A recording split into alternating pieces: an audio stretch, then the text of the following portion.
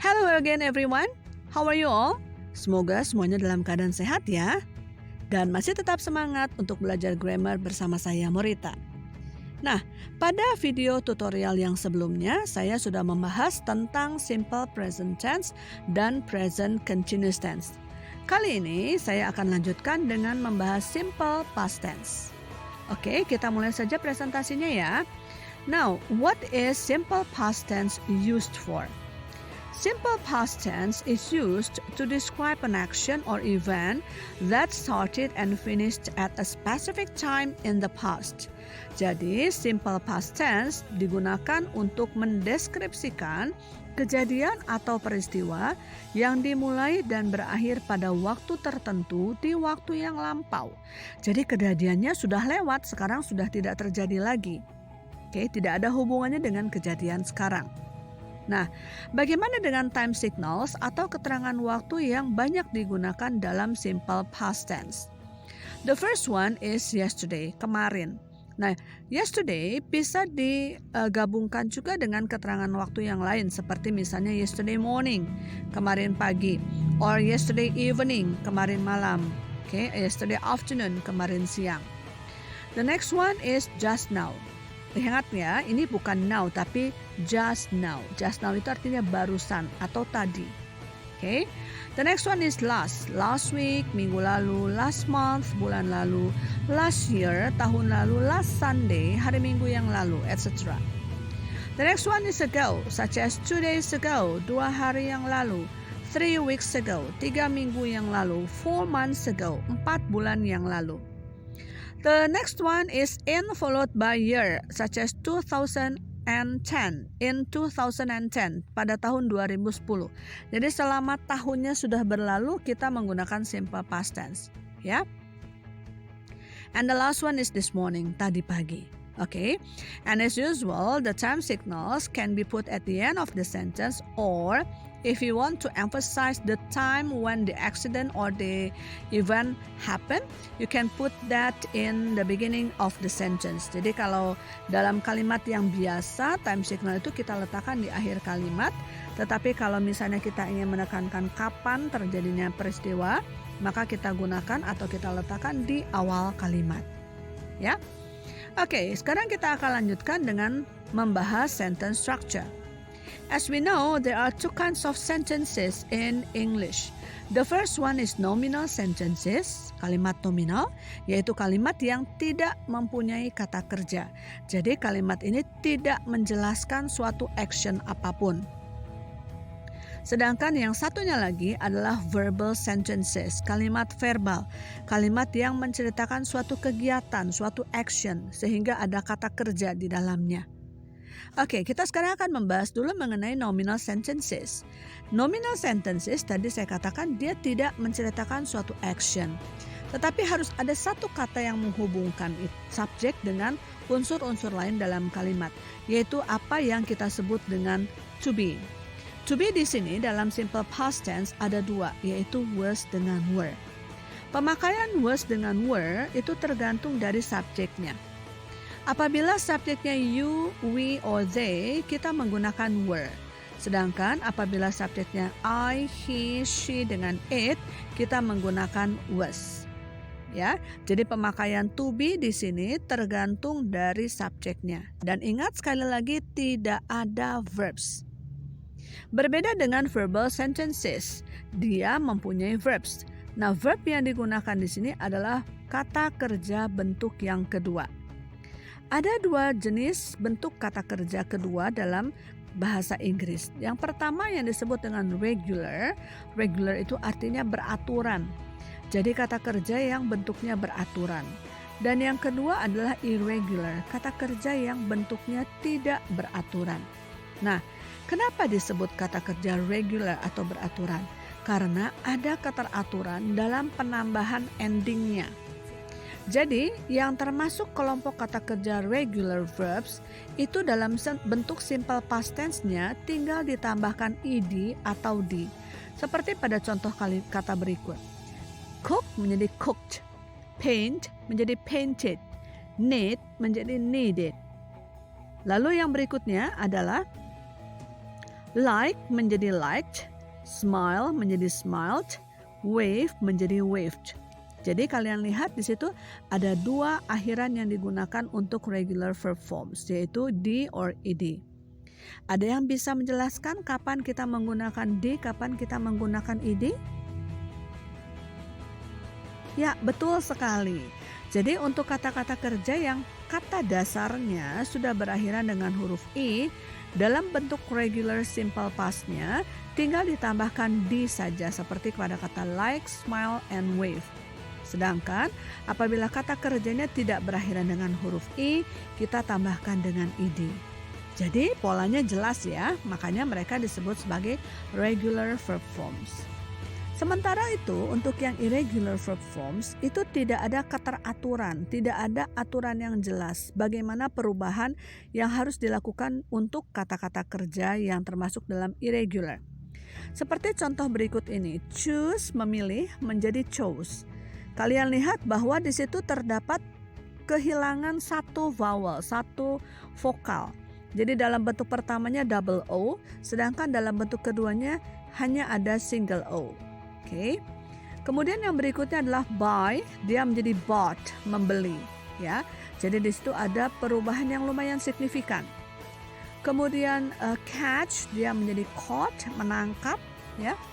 Kemudian draw menjadi drew, menggambar. Lalu ada go menjadi went. Nah, ini bahkan perubahannya sangat drastis ya, tidak ada yang sama bentuknya atau huruf-huruf yang digunakan. Dan yang berikutnya adalah sleep menjadi slept. Ini selain kehilangan vowelnya satu, kemudian ditambahkan dengan huruf T. Nah, jadi tidak ada aturan yang bisa membantu kita untuk menentukan bagaimana perubahannya untuk kata-kata kerja yang termasuk dalam irregular. Lalu bagaimana caranya supaya kita tahu yang mana regular, yang mana irregular verb forms? Caranya hanya ada satu, jadi kalian harus menghafalkan mana kata-kata kerja yang termasuk ke dalam irregular. Karena dia sifatnya atau jumlahnya lebih terbatas dibandingkan dengan yang regular verb forms ya. Jadi harus menghafal ya bentuk kata kerja keduanya. Oke?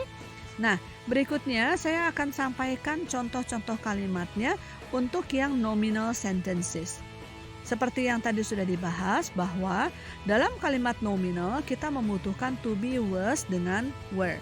Okay, let's see the examples. For positive sentences, the bus was very crowded this morning. Bisnya penuh banget tadi pagi. Nah, di sini tidak ada verb, tidak ada actionnya, ya.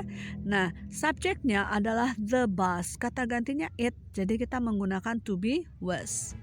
Second example, John and Mary were at the library just now. John dan Mary ada di perpustakaan barusan. Subjeknya adalah John and Mary, two persons. Ya, jadi plural dia. Kalau plural subjeknya maka kita menggunakan were. Ya, oke. Kemudian the next sentence, I was very busy at the office last week. Saya sangat sibuk di kantor minggu lalu. Ini juga menggunakan was karena subjeknya adalah I. Oke. Now how about the negative sentences? Bagaimana dengan kalimat negatif? Seperti biasa kita tinggal menambahkan saja not di belakang was atau were. Sehingga menjadi the bus was not or wasn't very crowded this morning. John and Mary were not or weren't at the library just now. I was not or wasn't very busy at the office last week. Oke, jadi boleh menggunakan bentuk singkatnya wasn't atau weren't, boleh juga menggunakan bentuk lengkapnya. Lalu untuk interrogative, untuk kalimat tanya, kita tinggal memindahkan was were ke awal kalimat, ya. Menjadi was the bus very crowded this morning? Were John and Mary at the library just now? Or was I very busy at the office last week? Oke, simple ya. Oke, sekarang kita akan lanjutkan dengan yang verbal sentences, ya. Tadi sudah dikatakan juga bahwa untuk verbal sentences kita membutuhkan verbs, membutuhkan kata kerja. Oke, berikut adalah contoh-contoh kalimat positifnya. We planted some flowers in our garden yesterday. Kami menanam beberapa bunga di kebun kami kemarin. Nah, plant itu adalah termasuk kata kerja yang regular. Jadi, dan tidak berakhiran dengan i ya, jadi ditambahkan dengan ed. Menjadi planted. Oke. Untuk kata kerja atau verbs tidak dipengaruhi oleh subjek. Jadi tidak seperti to be tadi yang dipengaruhi oleh subjek. Untuk kata kerja dia tidak dipengaruhi oleh subjek ya. Kemudian second example, Rose went to Colorado last week. Rose pergi ke Colorado minggu lalu. Nah ini go, bentuk pasnya adalah menjadi went. And the last one is, I bought these apples at the supermarket this morning. Saya membeli apel-apel ini di supermarket tadi pagi. Oke, buy menjadi bought dalam simple past tense-nya. Lihat tidak ada was atau were. Saya ingatkan lagi ya, untuk kalimat yang verbal tidak boleh menggunakan was atau were. Oke, dan kata kerjanya adalah bentuk yang kedua. Ya. Oke, next, negative sentences. Untuk kalimat negatif kita membutuhkan didn't. Ya, kalau dalam simple present kan kita membutuhkan don't or doesn't, maka dalam simple past kita membutuhkan didn't. Nah, harus diingat bahwa apabila kita sudah menggunakan didn't dalam kalimat negatif, maka kata kerjanya harus kembali ke bentuk yang pertama. Ya, jadi kalimat we planted some flowers in our garden yesterday, negatifnya menjadi we didn't plant any flowers in our garden yesterday. Kami tidak menanam bunga di kebun kami kemarin. Oke. Kemudian yang kedua, Rose went to Colorado last week. Negatifnya menjadi Rose didn't go to Colorado last week. Ya, perhatikan itu di belakang didn't kembali ke bentuk pertama, kata kerja when-nya menjadi go. Lalu contoh yang ketiga, I bought these apples at the supermarket this morning, menjadi I didn't buy these apples at the supermarket this morning. Ya, didn't buy, bukan didn't bought. Oke? Kembali ke bentuk pertama ya, kata kerjanya. Yang berikutnya adalah interrogative atau kalimat tanya. Kita gunakan did di awal kalimat tanyanya dan kata kerjanya kembali berubah ke bentuk pertama. Menjadi did we plant any flowers in our garden yesterday? Apakah kita atau kami menanam bunga di kebun kami kemarin? Okay. Did plant. The next one.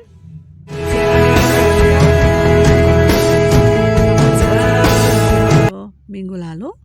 Did go. And the next one is, did you buy these apples at the supermarket this morning? Did buy. Okay?